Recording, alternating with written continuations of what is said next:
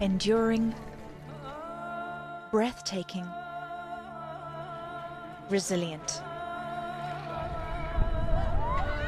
This was the Afghanistan that I experienced.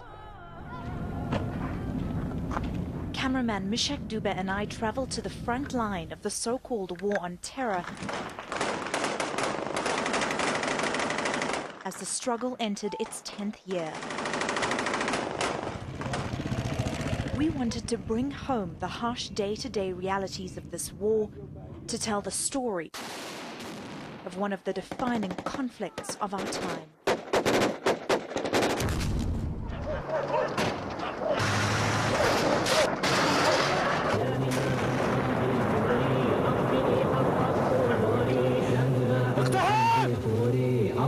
And when I said no negotiations, I meant no negotiations.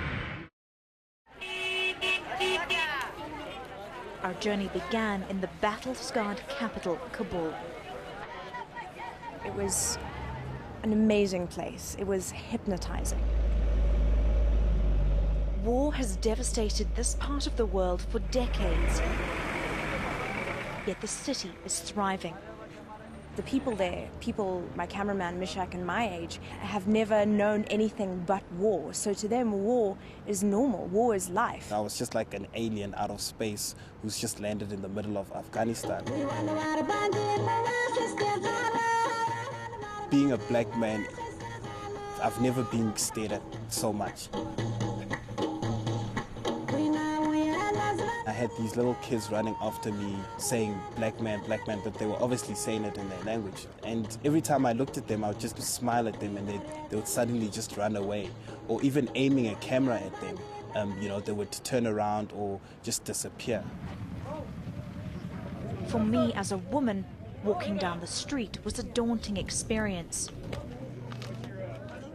I felt like an unwelcome intruder in a world where women are neither seen nor heard. There was a little bit of hostility. I think, perhaps some of the Afghans felt that I shouldn't be there, and I did have a rock thrown at me in the Safar Bazaar, which was quite concerning to some of the Marines. Operation Iraqi Freedom is over, and the Iraqi people now have lead responsibility for the security of their country.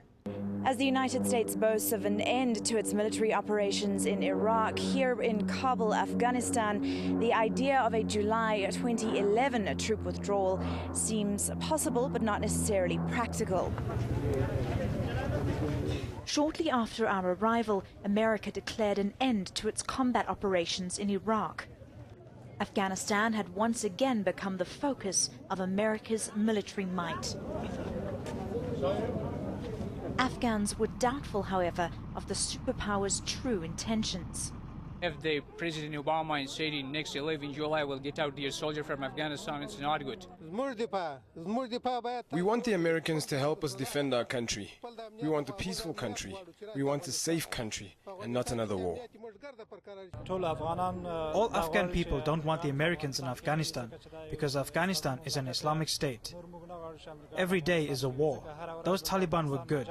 The Islamic rule is not in Afghanistan right now, and we don't want the Americans here. In true Afghan style, where offending guests is a taboo, this man later apologized to us and asked us not to take what he had said personally.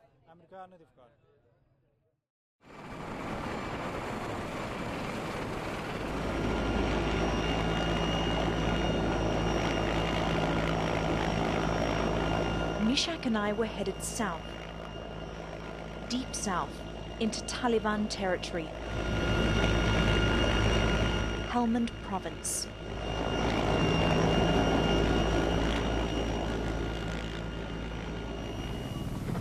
It was once described as Afghanistan's bleeding ulcer.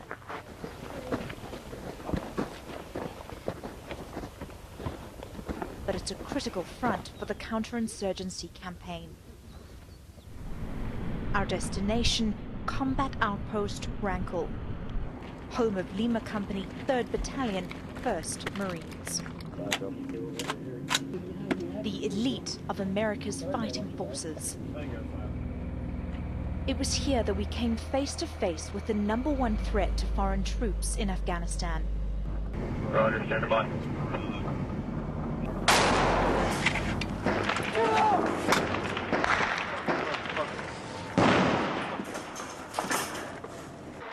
Improvised explosive devices, as seen in this attack on US troops in 2008.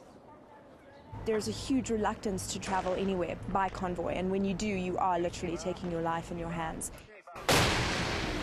IEDs account for about 80% of American casualties. They do have these mine rollers that they put on the front car, and they're kind of designed to pick up any IEDs that are there. But again, it's kind of luck of the draw. You just don't want to be that unlucky convoy that gets hit.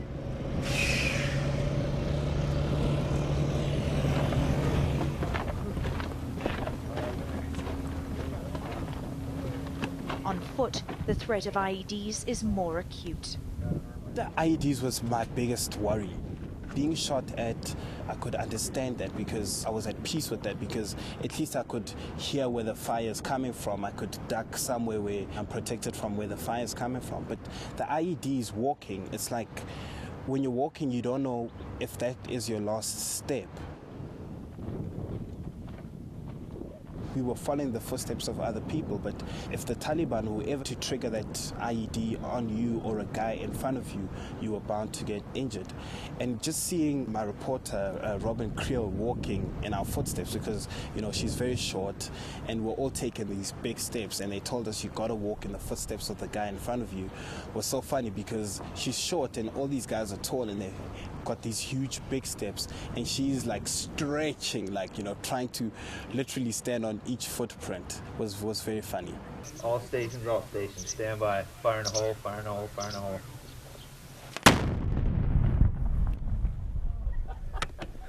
Woo! Welcome to Afghanistan. Yeah! Oh. Bombs exploded in the area nearly every day. We went on patrol with the Explosive Ordnance Disposal Team, the men who defuse the deadly bombs. This area that they're clearing is only about 100 meters long, but in the last few days has yielded at least 3 IEDs. Luckily, these were found and detonated by this EOD team before they could do any serious damage. Yeah, be advised, EOD has just uncovered a lamp cord in the middle of Compound 6, zero break. We're taking the enemy's chosen ground and we're turning it into ours. He chose this place. He knew that we most likely we'd try to be channelized or funneled through this area, and from there we're just taking a search area, a search pattern that we use that has worked in this area, and we're going to process this area slowly, cautiously, and get rid of any devices that are in the area.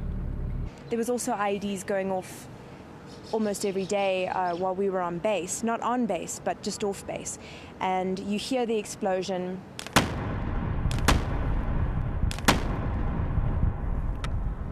And then you'd see the casualties of war coming in. On this occasion, not a Marine,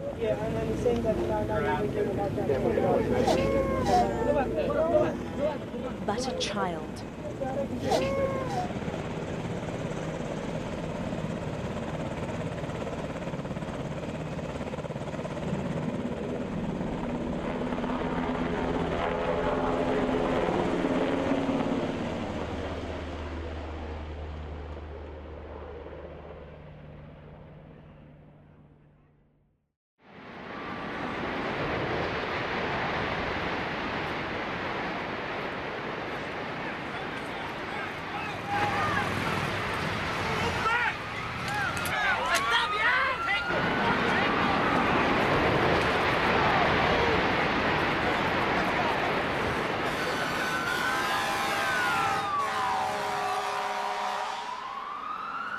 The 9th anniversary of September 11th fell during our visit.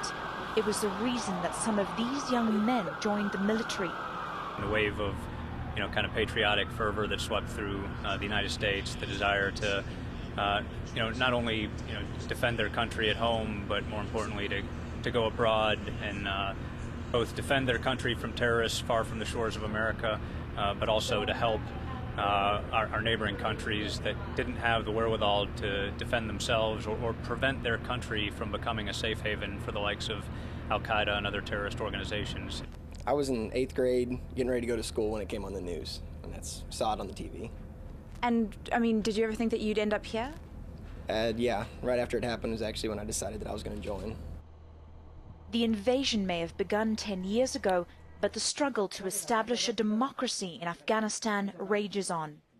It has been an incredibly bumpy campaign trail for many of these hopeful MPs. The Taliban has vowed to disrupt these elections and polls in any form possible. Polls will close at 4 this afternoon. No indication yet as to how long counting will take or when these results will be released. You'll remember that last year's presidential elections were tainted with allegations of fraud and corruption, and those results took weeks to be released. Covering parliamentary elections in Afghanistan was a unique experience. There was huge voter skepticism and a low turnout countrywide, indicative perhaps of a process tarnished with corruption and fraud. Some people here are from outside the province and want to vote, and we cannot allow them to do that. Others are trying to vote without election cards, and they have been turned away. Some of them have come and want to vote using expired election cards from the last election. Even at the small rural election centre we were reporting from, 2 electoral officials were arrested by police later that evening for stuffing ballot boxes. But in Afghanistan, there were days that the real challenge for us wasn't the storytelling, but what we went through to tell the story.